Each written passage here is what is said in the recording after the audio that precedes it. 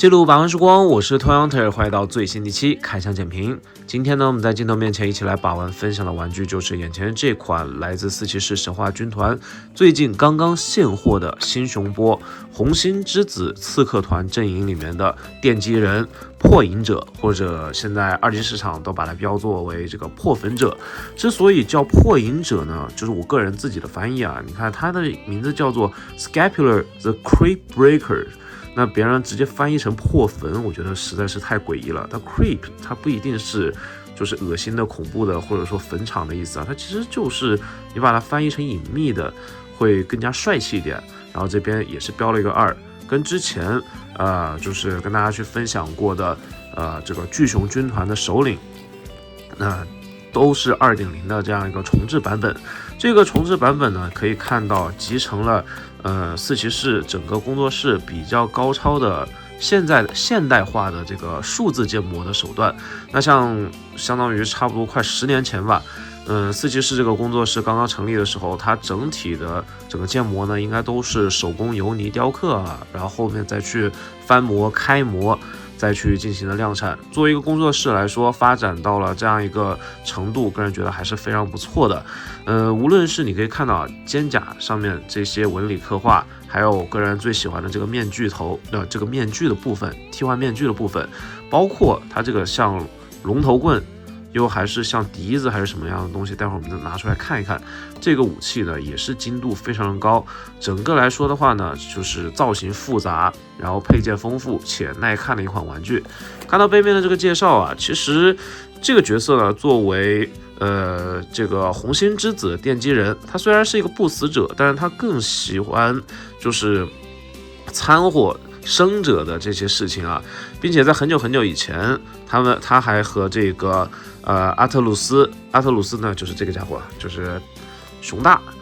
有过一次历史性的会晤。之后呢，他成立了自己的这样一个刺客团，然后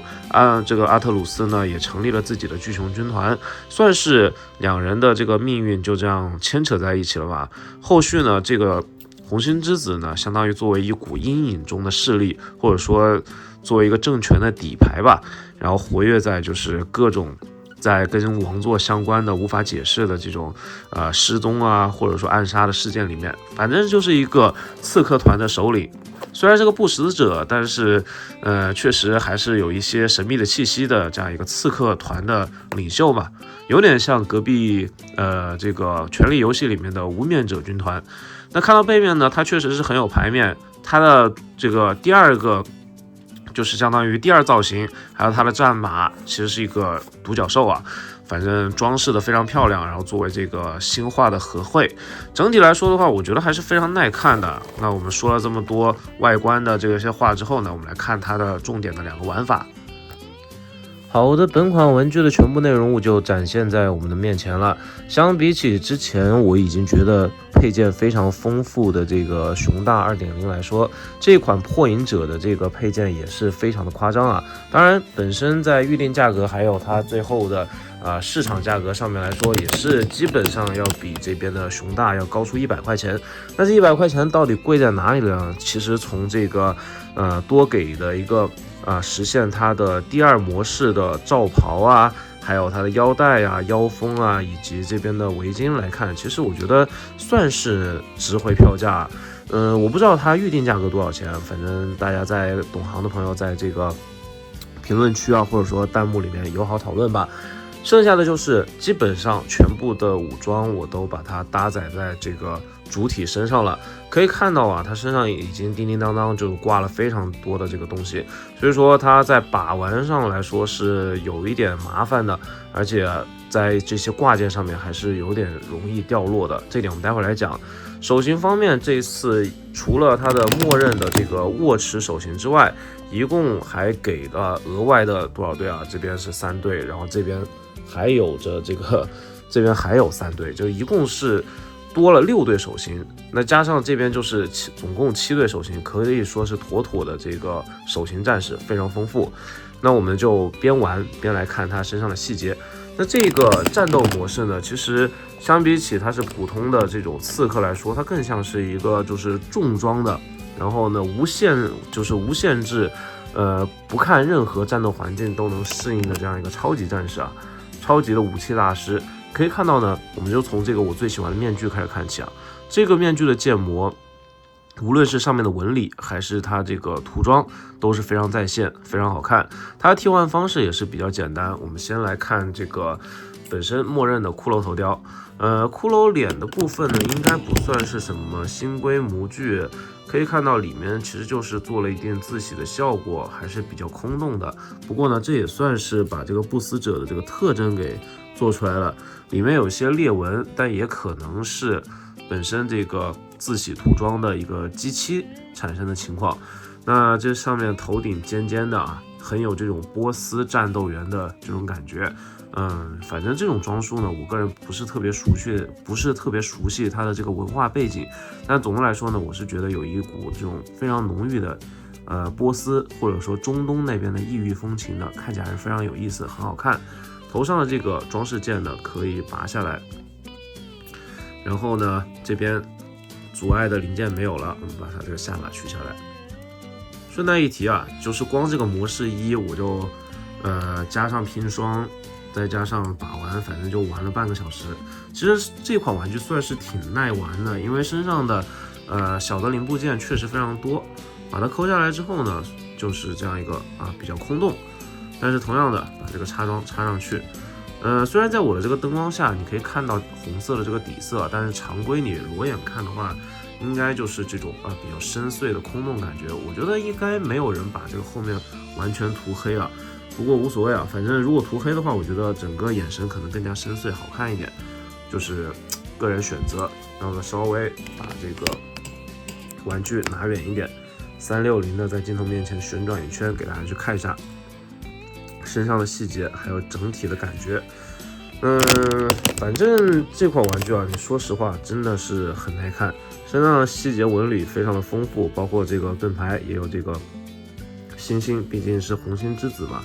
然后另外一侧呢，就是肩甲也好，还有这个小臂甲，这小臂甲也是非常精致啊，上面有这个点缀了金色的涂装，是一个女神的画像肖像。然后另外一侧呢，也同样是做出了这个对称的模具。再看一下身上的装备啊，它身上呢一共有2款套脖的这个零件，在这个状态就是相当于轻甲，然后全副武装的这个武器大师的状态下呢，要用这个比较薄的围脖，然后另外一个带着罩袍的比较神秘的这样一个刺客状态下的话，使用这个零件会比较好一些。然后你可以看到它脖子上面这个零件也是一个新规啊，而且非常的细致。这边也是一张人脸的刻画，然后这个脸部还突出了舌头。简单来说呢，真的是非常细，然后也有非常多的看点。身上的这个金边勾勒的，当然有一些地方没有涂全，也有一点小溢漆，但是至少在乍看之下，这款玩具的涂装还有模具表现以及整体的完成度是非常高的。这个龙头棍呢，如果结合它是一个刺客来说的话，这个应该是有着特殊造型的吹剑，就是那种吹出毒箭的感觉。不然的话呢，你没有办法解释这些瓶瓶罐罐里面装了些什么东西啊。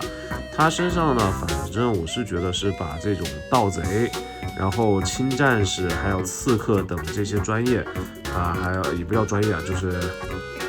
这些职业的这种武装，还有这些装备，全部都装在他身上了。背后的这个管子其实应该是可以插3个东西的，但是我看来看去好像也就2个零件能够插在这个背后的类似于卷轴的地方。你可以把它横过来，然后也可以把它完全竖过来。这个装备呢，让我想起了《火影忍者》里面的勘九郎，他把这个傀儡的卷轴放在背后啊，也是很有意思的这样一个彩蛋啊。然后再看到它的这个膝盖甲，这个膝盖甲也是非常精致。上面有很多的这个纹理刻画，而且我觉得锐度是非常高的。这边两边有点像蛇的这个纹理，但是没有做出蛇头。然后包括这些非常细小的这个地方，简简单单的一层淡淡的这个字洗，就已经很有立体感了。整个银漆的发色呢也是非常正。还有这把波斯弯刀啊，这边甚至还有一种祖母绿的那种感觉。或者说像是那个绿松石的感觉啊，说错了，绿松石的感觉。我们把这把剑拔出来看看，一把弯刀的那种既视感。上面呢也是有这个蓝宝石或者说绿松石的点缀，很有异域的这个特色。包括呢，你可以看到这边挂包，还有这些皮带扣这种纹理细节。当然，现在反正要与时俱进吧，整个纹理细节的这种做到这种细节程度，孩之宝和麦克法兰也都能做出来。只不过呢，它再加上这种布衣，里面有这个铁丝的嵌套，就把这个玩具的可看性，还有整个模具以及整个细节的层次感提升到了另外一个层次。我个人觉得是非常满意的。包括这个盾牌，在每一圈的这个小的结构和装饰上面都涂了一个银漆，就像无数个银色的铆钉、金色的铆钉，还有银色的这个小钢珠或者宝石去点缀一样。包括这个盾牌呢，也切分的很像这个国旗的 logo。再看这个背面啊，这个背面有各种各样的这个药剂瓶。药剂瓶的涂装呢是比较接近于平涂的，当然涂装大佬呢也搞一些高光啊，或者说做出一些类似于透明的这个效果，也是可以去在这上面进行一些发挥和尝试。这几个涂装呢就稍微一般一点，但是至少分色呢是给到的。那这款玩具的可动性基本上就是 1.0 和 2.0 时期骷髅的这个可动性，这边就不多做赘述了，我们直接切下面一个形态。好的，我们又将近花了10分钟把它的这个罩袍换上去了，然后去打理了一下，整体的造型就是这个样子。我觉得会干练很多，没有把这些叮铃咣啷的装备去装上去，因为确实腰带上面这些配件啊太过于繁琐，你要全部挂上去的话也是有办法的，这个就看个人的喜好了。无论是这边的这个药水，还是这边的龙头棍，龙头棍其实 OK 啊，插在这个腰带上面应该不算是特别累赘。其他的像短剑啊之类的这个东西，我觉得没有必要。你可以把它想象成藏在这个罩袍下面的一些武装，毕竟是个刺客嘛，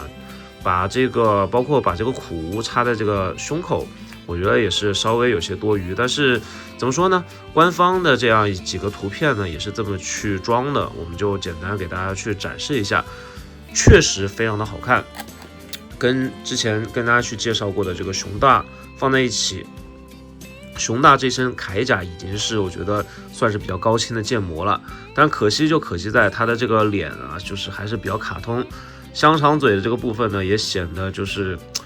不那么威严，尤其是这个眼神还是属于这种印刷的这个感觉，并没有做到这个数字喷绘的这个效果，所以说它整体的工艺还有这个技术层面，相比起这个破粉者，因为这次的这个破粉者或者说这个叫破影者也好，这位刺客堂的这个红心之子刺客领袖，整体来说的话，我觉得在建模，尤其是肩甲还有他头盔的上面的这个面具的建模是非常的优秀，非常厉害。整体的观感呢，会比这边的这个新熊波的这边的熊大 2.0 要好上非常多，再好上一个档次。如果熊大 2.0 在考虑价格的基础上，我会给到75分。那这一款呢，即使考虑到现在涨价，还有市场的表现，整体来说的话呢，我还是会给到它一个85分甚至90分的一个高分，因为它可以实现双形态嘛。如果你不就是有能力去再收一个这个头雕的话，或者说再收一个头雕，再收一对肩甲，随便抓一个4骑士的素体就可以 DIY 完全还原成这个样子。因为相对于这个形态，它就是让你去把这边的这个相当于铠甲形态的这个手甲或者说替换手给换掉，换成这种类似于布甲或者说手套的这个形态。而且这个形态你可以看到上面的字玺，还有包括这个4颗铆钉、4颗钉子的这个涂装点缀都是一丝不苟的，并没有因为这些细节比较小而偷懒。然后呢，整个罩袍的质感以及里面铁丝的内嵌，我觉得都把这款玩具整个把玩体验啊，或者说至少在观感上提升到了另外一个维度。当然呢，如果说你把它认为它是一个刺客，同时也是个法师的话，还可以用上上一次，算是2年多前嘛，那个法师波里面的一些特效件，给它安装上去，我觉得整体的观感又会提升到另外一个档次啊。这一波玩完了之后呢，其实我觉得这款玩具真的是非常耐玩。前后呢，我玩了1个小时，在镜头面前给大家去呈现出来的大概10几分钟的时间里面，我相信大家能够通过我的这个镜头感受到我对这款玩具的喜爱。说实话呢，没有很差的玩具，只有它不好的价格。这款玩具的这个价格呢，目前市场上大概是看到这些视频的时候，可能是400多块钱。我个人觉得还是有些贵的。如果它是300出头的话，我是强推；400出头的话呢，这100块钱左右的心理预期的这个价差，大家还是需要反复考量一下。因为骷髅素体嘛，它总有一天会玩松的。所以说，如果说单收装备的话，我是比较推荐就是收这样一套装备，去打造一个类似于无面者或者说刺客堂领袖的这样一个造型，放在4骑士的玩具里面，甚至这种中古奇幻的这个玩具里面都是非常抢眼且精致而且特别的存在。那今天把玩分享就到这边，你会入手这款4骑士神话军团新熊波的破影者 2.0 吗？下面留言跟我一起讨论分享吧。我是拖延 Hunter， 下期再见，不见不散，记得关注这个频道，拜拜。